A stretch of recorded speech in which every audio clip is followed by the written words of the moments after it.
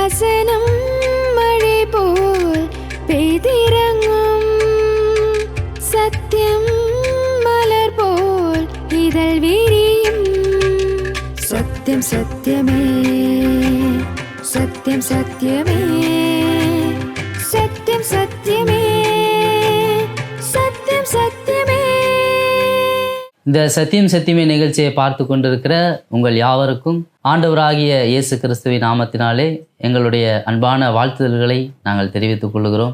சந்தோஷமான வாழ்க்கையை விரும்பாதவர்கள் யாருமே இந்த உலகத்தில் இருக்க முடியாது. எல்லாருமே சந்தோஷமாக வாழ வேண்டும் என்று விரும்பக்கூடியவர்களாக இருக்கிறார்கள். இந்த உலகத்திலே தாங்கள் சந்தோஷமாக எது இருந்தால் வாழ முடியும், யார் இருந்தால் வாழ முடியும் என்று மனிதர்கள் நினைக்கிறார்களோ அதை பெறுவதற்காக மனிதர்கள் எடுக்கக்கூடிய முயற்சிகள், அவர்கள் படுகிற கஷ்டங்கள் கொஞ்சம் நஞ்சம் அல்ல. தங்களுக்கு சந்தோஷம் எது கொடுக்குமோ அந்த பொருள் எவ்வளவு மதிப்பு இருந்தாலும் கூட அதை தங்களுக்கென்று சொந்தமாக்கிக் கொள்வதற்கு மனிதர்கள் முயற்சி செய்து கொண்டிருக்கிறார்கள். இப்படியாக மனிதர்கள் யாவருமே சந்தோஷத்தில் பிரியப்படக்கூடியவர்களாக அங்கு காணப்படுகிறார்கள். ஆனால் உண்மை எதுவென்று பார்க்கும் பொழுது, மனிதன் சந்தோஷம் எது தரும் என்று நினைத்து அவன் பிரயாசப்படுகிறானோ, பெற்றுக்கொள்ள முயற்சி செய்கிறானோ, அவைகள் எல்லாம் கிடைத்ததற்கு பின்பாகவும் கூட அவருடைய வாழ்க்கையிலே சந்தோஷமானது அது நிறைவாய் காணப்படுவதில்லை. மனிதர்கள் சினிமாவை பார்ப்பது ஒரு சந்தோஷத்தை கொடுக்கிறது என்று சினிமாவுக்கு செல்லுகிறார்கள்.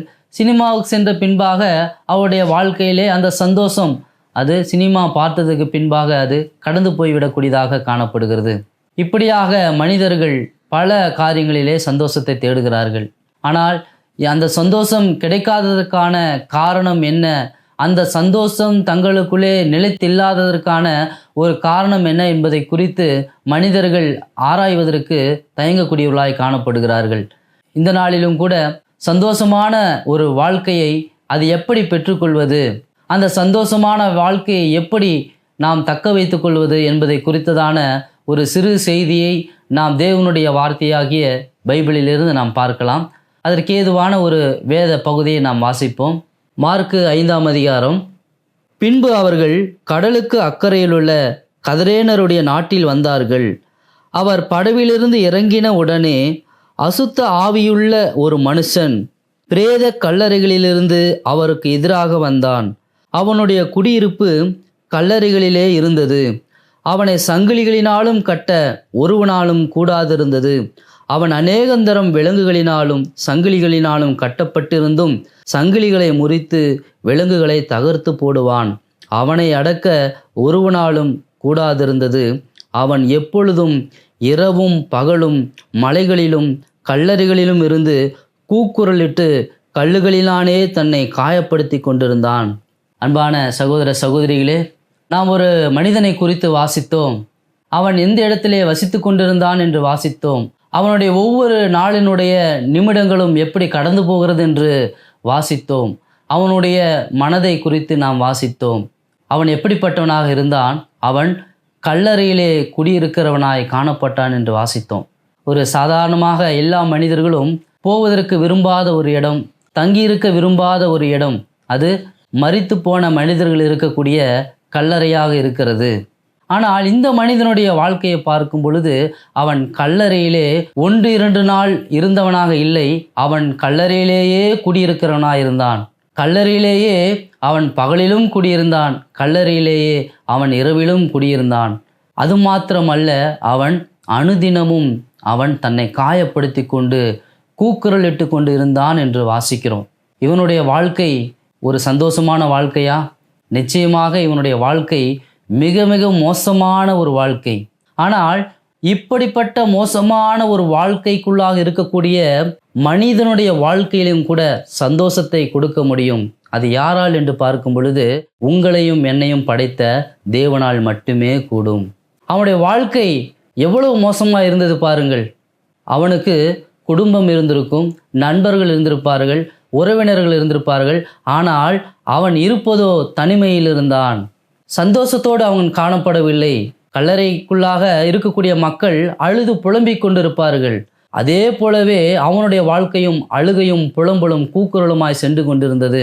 அப்படியானால் இந்த நிலைமைக்கு இந்த மோசமான கொடூரமான இவனுடைய நிலைமைக்கு காரணம் என்ன? அவனல்ல, அவனுக்குள்ளாக இருக்கக்கூடிய அசுத்த ஆவிகளாக காணப்பட்டது, பிசாசுகளாய் காணப்பட்டது. அது நிமித்தமாய் அவனுக்குள்ளாக அசுத்தாவிகள் இருந்ததினால் அவனுடைய வெளிப்புறமான ஒரு சூழ்நிலைகள் எல்லாம் அந்த அசுத்தாவிகள் அதை கட்டுப்படுத்தி கொண்டிருந்ததாக காணப்பட்டது. அதனாலே அவன் கல்லறையிலே இருந்தான். அதனாலே அவன் இரவும் பகலும் கூக்குரலிட்டு கொண்டிருந்தான். அதனாலே அவன் தன்னை காயப்படுத்தி கொண்டிருக்கிறவனாய் காணப்பட்டிருந்தான். அதனாலே அவன் தன் வீட்டை விட்டு பிரிந்தவனாய் காணப்பட்டிருந்தான். அந்த அளவுக்கு கொடூரமான சூழ்நிலைக்கு காரணம் அவனுடைய உறவினர்கள் அல்ல, நண்பர்கள் அல்ல, அவனுக்குள்ளாகவே இருந்த அசுத்த ஆவியாய் இருந்தது. அன்பான சகோதர சகோதரிகளே, இது நமக்கும் பொருந்தக்கூடிய ஒரு உண்மையாக இருக்கிறது. அவனுக்குள்ளாய் அசுத்த ஆவி இருந்தது, நமக்குள்ளாய் பாவம் என்ற அசுத்தம் இருக்கிறது. அது நிமித்தமாகவே நம்முடைய வெளிப்புறமான ஒரு சூழ்நிலைகள் பெரும்பாலும் மிக மோசமான கொடூரமான ஒரு சூழ்நிலையாக நமக்கு காணப்படுகிறது.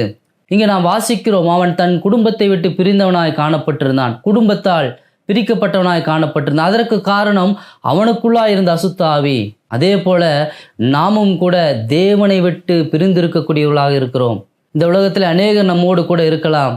ஆனால் இந்த நேரத்திலே தேவன் உங்களோடு கூட இருக்கிறாரா? உண்மை எதுவென்று பார்க்கும் பொழுது நாம் தேவனை விட்டு பிரிக்கப்பட்டவர்களாக இருக்கிறோம். நாம் தேவனுடைய வீட்டிலிருந்து பிரிக்கப்பட்டவர்களாக நாம் காணப்படுகிறோம். தேவனுடைய வீடாகிய பரலோகத்திலிருந்து நாம் பிரிக்கப்பட்டவர்களாக, அதற்கு உரிமை கோர முடியாத அளவுக்கு ஒரு மோசமான நிலைமையிலே நாம் காணப்படுகிறோம். அதற்கு காரணம் எதுவென்று பார்க்கும் பொழுது அவனுக்குள்ளாக இருந்த அசுத்த ஆவி, அவனுடைய கொடூரமான சூழ்நிலைக்கு காரணம் நமக்குள்ளாக இருக்கக்கூடிய பாவமானது நம்முடைய ஒரு கொடூரமான சூழ்நிலையாகிய தேவனை விட்டு பிரிந்திருக்கக்கூடிய ஒரு வாழ்க்கைக்கு காரணமாக இருக்கிறது. அன்பான சகோதர சகோதரிகளே, பாவம் செய்கிற யாரும் தேவன் அண்டையிலே இருக்க முடியாது. பாவம் செய்கிற யாரும் தேவனுடைய வீட்டிலே இருக்க முடியாது. இவன் தன்னுடைய வீட்டை இழந்ததற்கும் தன்னுடைய குடும்பத்தை பிரிந்ததற்கும் காரணம் இவனுக்குள்ளாய் இருந்த அசுத்தாவி. அதே போல நாமளும் நம்முடைய தகப்பனாகிய நமக்கு எல்லாவுமா இருக்கிற, எல்லா உறவுமாக இருக்கிற தேவனை விட்டு பிரிந்திருப்பதற்கு காரணம் நமக்குள்ளாக இருக்கக்கூடிய அசுத்தமான பாவமாய் காணப்படுகிறது. அவனுடைய வாழ்க்கை எப்படி இருந்தது? குடும்பத்தை விட்டு பிரிந்து இருக்கக்கூடிய அவனுடைய வாழ்க்கை எப்படிப்பட்டதாக இருந்தது? அவனுடைய குடியிருப்பு எப்படிப்பட்டதாக இருந்தது என்று நாம் வாசித்தோம். நமக்கும் இது பொருந்தக்கூடியதாக இருக்கிறது. தேவனை விட்டு பிரிந்து தேவனை விட்டு விலகி இருக்கக்கூடிய நம்முடைய வாழ்க்கை நிச்சயமாக அது நன்றாக காணப்படாது. அவன் தன்னைத்தானே கட்டுப்படுத்தி கொள்ள முடியாதவனாய் காணப்பட்டிருந்தான். அவனை கட்டுப்படுத்தினது அசுத்தாவியாக இருந்தது. தேவனை விட்டு பிரிந்திருக்கக்கூடிய நாம் நம்மை நாமே கட்டுப்படுத்த இயலாத மக்களாக காணப்படுகிறோம். ஏனென்றால் நம்மை கட்டுப்படுத்துவது நமக்குள்ளாக இருக்கக்கூடிய பாவமாய் காணப்படுகிறது. அந்த பாவம் நம்மை கட்டுப்படுத்தி நம்மை காயப்படுத்துகிறது, நம்முடைய சரீரத்தை காயப்படுத்துகிறது, நம்முடைய ஆத்துமாவை காயப்படுத்தக்கூடியதாக இருக்கிறது. அன்பான சகோதர சகோதரிகளே, எப்பொழுதும் நம்முடைய வாழ்க்கையிலே வரக்கூடிய வெளிப்புறகாரமான உட்பிரகாரமான மோசமான சூழ்நிலைகளுக்கு மற்றவர்கள் காரணம் அல்ல, நமக்குள்ளாக இருக்கக்கூடிய பாவமே காரணமாக இருக்கக்கூடும். அன்பான சகோதர சகோதரிகளே, இந்த உலகத்திலே எல்லாரும் பாவம் செய்து அவர்கள் தேவனை விட்டு பிரிந்து விட்டார்கள் என்று வேதாகமம் சொல்லுகிறது. இந்த செய்தி கேட்டுக்கொண்டிருக்கிற நீங்களும் தேவனை விட்டு பிரிந்து இருக்கக்கூடியவர்களாக இருக்கிறீர்கள். அப்படியானால் நீங்கள் தேவன் அண்டையிலே செல்ல வேண்டும், தேவனுடைய பக்கத்தில் இருக்க வேண்டும், தேவனுடைய வீட்டிற்கு உரிமை கோரக்கூடிய அவருடைய பிள்ளைகளாய் மாற வேண்டும். அப்பொழுதுதான் நீங்கள் தேவன் தரக்கூடிய சந்தோஷமான வாழ்க்கையை வாழ முடியும். தேவன் தரக்கூடிய சந்தோஷம் அப்பொழுதுதான் உங்களுக்குள்ளாய் நிலைத்திருக்கும். அன்பான சகோதர சகோதரிகளே, இவனுடைய மோசமான கொடூரமான சூழ்நிலையை கண்ட தேவன் அவர் கடல் கடந்து அவனை காண்பதற்காக சென்றார். அந்த அளவுக்கு அவர் அவனை நேசிக்கக்கூடியவராக இருந்தார். அவர் அவனை மாத்திரமல்ல, நம்மையும் அவர் நேசிக்கக்கூடியவராக இருக்கிறார்.